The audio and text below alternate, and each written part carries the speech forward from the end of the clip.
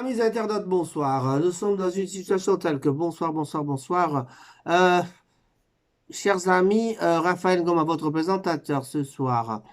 La situation qui prévaut actuellement en République démocratique du Congo dit que Monsieur le Président Tshisekedi, Félix-Antoine Tshisekedi Tshilombo vient de prononcer un discours. Le discours du président, qu'est-ce qu'il en est? Il a prononcé un discours ce dimanche 6 décembre, une allocution d'une trentaine de minutes ébauchant donc pour livrer le bilan des consultations nationales du mois de novembre. Et annoncer les décisions qui en découlent. Le président, la principale mesure, étant la fin de la coalition gouvernementale avec le FCC de Monsieur Joseph Kabila, qu'on a nommé toujours, qu'on aime bien appeler Chine Rambo, ce nom qui était comme une blague lancée par Chadari, j'espère, mais est devenu un nom tout à fait que les gens aiment bien l'appeler comme ça. Je ne sais pas parce que ça fait du bien aux gens, ou alors Chine Rambo veut dire quelque chose. J'aimerais bien rencontrer un monsieur du FCC un jour pour demander d'où vient le nom de China Rambo. China Rambo, c'est en Swahili peut-être. Rambo, c'est quoi? Rambo. C'est pas Rando. Bon, moi, j'essaie de trouver un mot. Donc, j'ai pas de problème avec les gens. China Rambo. J'ai pas de problème avec les gens. OK. Bon.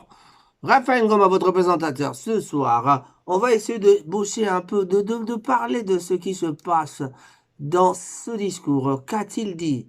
Le mot-clé est que Monsieur le Président a mis fin à la coalition FCCK, selon la compréhension de tout le monde, selon ce dont on peut parler. Donc, il a dit, mes chers compatriotes, qui Salomé Banda, ça veut dire que le travail vient de commencer parce qu'avant, apparemment, il a fait 2 ans sans rien foutre. Donc, Monsieur le Président n'a rien foutu pendant 2 ans. Mais aujourd'hui, il dit, qui Salomé Banda. Donc, il nommera un informateur. Mais pour nommer un informateur, qu'en est-il exactement? Que disent les autres par rapport à ça? Je ne veux pas faire de commentaires parce que le gros du problème, c'est que Monsieur le Président a dit qu'il va nommer un informateur qui va nous emmener à l'union sacrée de l'opposition. L'union sacrée de l'opposition va peut-être naître, mais que diront les autres? Que diront les autres? La bande du FCC, que vont-ils dire? Parce que on se pose la question de savoir, sont-ils d'accord? Il n'y a pas encore de déclaration jusque-là. Il y a eu la déclaration de Mouzito qui commence déjà à parler de violation. Il y a des gens qui parlent, il y a beaucoup de camps qui parlent déjà de violation de la Constitution. Mais pour le Congo, je vais vous dire une chose, il y a déjà eu des violations parce que le gouvernement précédent, le gouvernement en place d'ailleurs, n'a pas été mis en place en nommant un informateur. Mais lui, il va nommer un informateur. Est-ce que cette façon de nommer un informateur est-elle une façon tout à fait normale ou alors c'est comme ça, c'est normal, je ne sais pas. Parce qu'il est président de la République, est-ce qu'il peut le faire? Ben, chers amis, vous allez peut-être vous demander, lui, il est dans quel camp? Ben, vous vous poserez la question jusqu'à la fin de la soirée. Vous ne comprendrez absolument rien et vous ne trouverez pas. Je ne suis dans aucun camp. Je suis là en train d'essayer d'analyser ce qui se passe. Et j'ai écouté les autres. Quand j'ai écouté les autres, qu'est-ce qu'ils disent? Monsieur le Président a violé l'information. Plutôt a violé la loi. La violation de la Constitution a commencé depuis le temps de Kabila, notre ami China Rambo. Mais alors, que cela veut dire? Qui a violé, qui continue à violer, qui n'a pas violé, qui ne violera pas? Donc, la violation de la Constitution et la violation de la loi, comme on peut le dire. Donc, pour l'instant, la majorité demeure du camp de la majorité. Alors que lui, il va essayer de nommer un informateur. Quand on nomme un informateur, que va-t-il se passer? Il faudra donc faire une requalification. La requalification, Moi, je ne suis pas juriste. On invitera les juristes pour pouvoir poser la question à ces juristes pour savoir si vraiment... Et d'ailleurs, je vais vous le dire, les juristes congolais sont des juristes tout à fait différents du monde entier. Je ne sais pas s'il faut que je le dise. En tout cas, veuillez m'en excuser, vous, les juristes, au peur de me traiter encore d'un, je sais pas moi... Bon, je ne fais pas d'outrage à ce moment-là, hein. Je suis en train de faire une analyse. Il paraîtrait que, bon, je vais faire comme notre ami ouais, Mutombo. Mutombo a dit, quand on dit il paraîtrait que... Donc, ça veut tout simplement dire que ce qu'il a fait, il n'y a pas de gouvernement. Normalement, il y a déjà un gouvernement, mais est-ce que, en voulant nommer un informateur, va-t-il annuler directement le gouvernement qui existe ou alors l'Assemblée générale? Qu'est-ce que c'est pas le rôle de l'Assemblée nationale pour faire ça?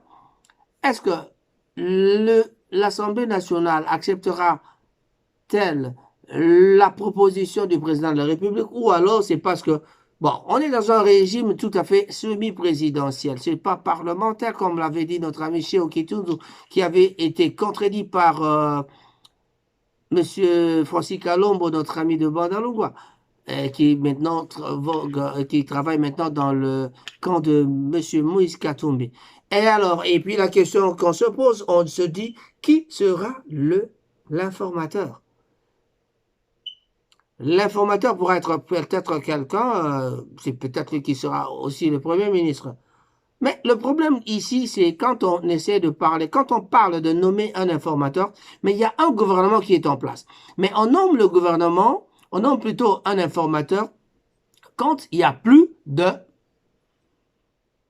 Quand il n'y a pas de gouvernement. Mais là, il y a un gouvernement en place, ben on va nommer un informateur. Comment ça va se passer, les gars? On n'arrive pas à comprendre. Moi, j'ai toujours dit à mes amis, quand on parle de la démocratie au Congo, il faut toujours dire, quand on parle de la démocratie en République démocratique du Congo, il faut toujours dire la démocratie, mais à la congolaise. On ajoute toujours à la congolaise parce que je n'ai jamais cru en la démocratie. Même en France, moi, j'ajoute toujours la démocratie française. La démocratie américaine. Nous n'avons tous pas la même culture. La culture européenne, la culture occidentale. Il y a peut-être l'article 78, 78 qu'on dit que le président de la République doit nommer au sein de la majorité et puis il met fin à ce gouvernement, donc à celui-ci. Donc, il n'a pas encore nommé. Peut-être qu'il va nommer juste après, parce que là, je suis sûr que une ordonnance est en train d'être bien faite. Donc, il va nommer un premier ministre, oui, mais il va peut-être nommer un truc, mais plutôt un informateur, mais tout à fait normalement, l'informateur doit venir de la majorité, parce que le gouvernement est encore en place. Comment va-t-il faire pour se démarquer de M. Ilunga Ilunkamba? Parce qu'il n'y a pas encore d'émission de M. Ilunga Ilunkamba. Si M. Ilunga Ilunkamba ne démissionne pas, que va-t-il se passer? Alors, chers amis, nous sommes dans une situation telle qu'on ne sait pas vraiment qu'est-ce qui va se passer. En tout cas, personnellement, à mon niveau, je n'arrive pas à comprendre. Donc, M. le Président devait avoir déjà la majorité pour pouvoir nommer un informateur. Ou alors, pour trouver la majorité, je ne sais pas. Bon, on va lire encore la Constitution ici. Voilà. Voilà. Eh bien, ce qu'on a retenu de ce discours, c'est que il y a eu... il y aura peut-être un changement parce qu'il y aura le ministère que dirige M. Roubero va disparaître. Là, je crois que tous les Congolais ont dit un Mouniamourengue continue à diriger ce ministère, ça ne plaisait pas aux gens. Voilà. Qui Salomé Banda, l'Union africaine déjà avait été malin pour dire à M. Tshisekedi, appeler aux dirigeants de la République démocratique du Congo, donc du Congo de préserver la paix et la stabilité à la veille d'une intervention annoncée par le président de la République en pleine crise, dans un pays en plein crise, dans un pays en pleine crise, euh, veiller à ce qu'il y ait d'une intervention annoncée du président en pleine crise politique, quelques jours après un appel de l'ONU au dialogue. Voilà. Mais nous n'en sommes pas là. En visite jeudi, donc vendredi à Kinshasa, le président de la République, donc le président de la commission plutôt de l'Union africaine, Moussa Faki Mahama, a donc déclaré dans un communiqué avoir eu des échanges avec le chef de l'État, Félix Tshisekedi, et son premier et son prédécesseur Joseph Kabila. Voilà. Le discours du président, il a dit qu'il Salomé Banda, donc entre-temps à Kinshasa, on a vu, avant même que le président ne parle, il y avait déjà Kinshasa en liesse du côté de l'UDPS avant et après. Bon, avant, c'était déjà l'UDPS, on a vu M. Kabouya danser, on a vu les jeunes de l'UDPS chanter, cantonner des chansons. Et voilà, donc mais que va-t-il se passer exactement? C'est cela-là, c'est celle-là. La question que l'on se pose. Le FCC regarde encore sa majorité jusqu'à présent, mais ça va se passer comment? On ne sait pas. Moïse Katumbi est parmi les gens qui ont réagi le premier. Donc, Moïse Katumbi est parmi les premiers donc, qui adorent de la scène politique congolaise et à réagir bien sûr au discours du président Félix Antoine Tshisekedi, lui qui a été permis les deux leaders de la Mouka à être parmi Philippe. Donc, bon, il s'est démarqué bien sûr de la Mouka un peu parce que de l'aile de Fayoulou et l'autre, monsieur Mouzito. Donc, Félix Tshisekedi, dans les cadres de consultation, s'est montré donc satisfait. Le président de la République vient d'apporter une réponse tout à fait claire et précise, disait-il, M. Moïse Katumbi, aux attentes du peuple congolais. Je salue donc son courage et sa lucidité. La lucidité de M. le Président donc a été saluée par son frère, son ami, son ancien collaborateur. Bon, ce sont ses anciens collaborateurs, peut-être en catimini déjà. Donc, c'est des gens qui collaborent bien avec eux. Et d'ajouter encore, j'appuie sa volonté de placer la population au cœur de ses préoccupations et de chercher les voies et moyens de répondre à ces moyens. Donc, le président de la République avait confirmé qu'il existe absolument une crise persistante pour soutenir sa thèse de dislocation peut-être de Parlement. Donc, s'il ne trouve pas de majorité, il va peut-être dissoudre le Parlement. Mais comment le faire? Est-ce que la crise actuelle lui permet de dissoudre le Parlement? Je ne suis pas juriste, les juristes, venez me contredire, venez en parler et on verra bien qu'est-ce qui se passe. Chers amis congolais,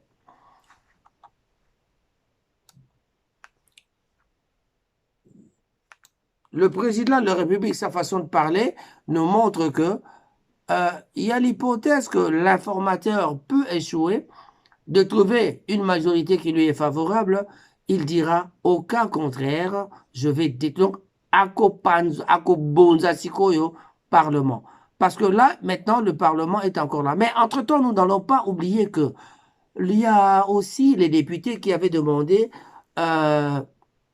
de faire partir Madame Mabunda du bureau, donc tout le bureau de l'Assemblée nationale d'être vraiment limogé.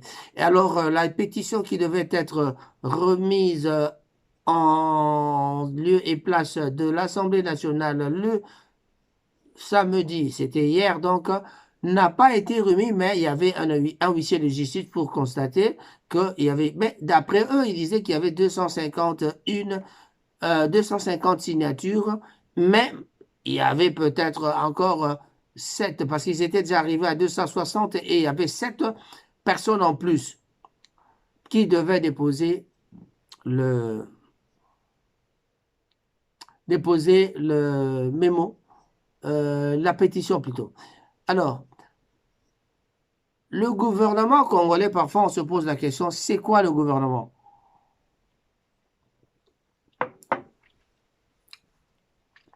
Yeah. On commence à comprendre qu'il y a confusion d'exécutif et le gouvernement.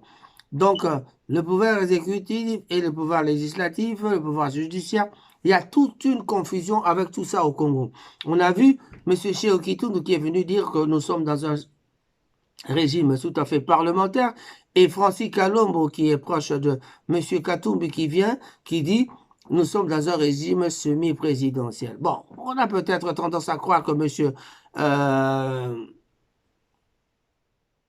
notre ami, comment il s'appelle encore? Ah oui, Francis Kalombo a tout à fait raison, mais le problème, c'est plus le discours du président. Que va-t-il se passer? Monsieur le Président, Félix Antoine Tshisekedi Tshilombo a dit qu'il s'allumait Banda. Un discours démagogique incompris d'après certaines personnes. Là, le FCC vient, c'est un discours démagogique incompris.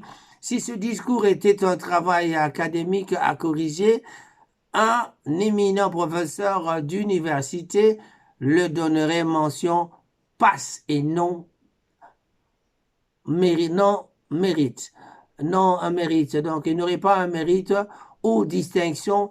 Nous référons aux universités anglo-saxons. Bien sûr, un discours qui n'a pas fait que relater les propositions des membres ayant pris part, se faisant donc à la conclusion de Tshisekedi décide d'octroyer un informateur aux jours du qui viennent à Kinshasa. En outre, nous posons la question de savoir en quoi se repose la joie des Quinois.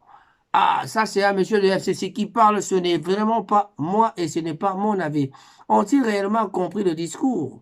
S'ils ont réellement compris, il n'y a pas de bon dans les discours qui, qui réjouirait donc un Nigérien et si et seulement si M. Tshisekedi était un président au Nigeria. Donc voilà. Donc d'après monsieur du FCC, il s'appelle Djibril Moussa qui a dit, bon, Djibril Moussa c'est un Nigérien qui analyse en sa façon, qui dit que si c'était un Nigérien, plutôt, ah, sorry, je n'arrive même pas à parler. Les Nigériens n'auraient pas accepté un discours comme ça. Donc, qu'a dit le président exactement? Dépôt de la pétition, et je vous ai dit que la pétition n'a pas été déposée, mais ils ont fait appel à un huissier de justice qui pourra donc s'arranger pour ramener encore. On a vu un président déterminé pour parler de cette affaire de la dislocation. Bon, il a parlé de la dislocation, mais en réalité, il pourra disloquer, plutôt la dislocation du Parlement, de l'Assemblée nationale pourra venir au cas où il n'y aurait pas de majorité. Mais en tout cas, Monsieur le Président, oh, les Congolais disent bon courage parce qu'il a osé ce que personne d'autre n'aurait fait devant Shinarambo. Vous nous avez appris que M. Shinarambo était votre meilleur collaborateur. Vous avez prêté serment, on a vu l'alternance, mais où est parti toutes ces affirmations que le père de l'alternance serait-il encore le père de non-alternance? En tout cas, excusez-moi, je risque d'inventer les mots, mais en tout cas, chers amis congolais, nous sommes dans une situation telle que pas dans l'impasse.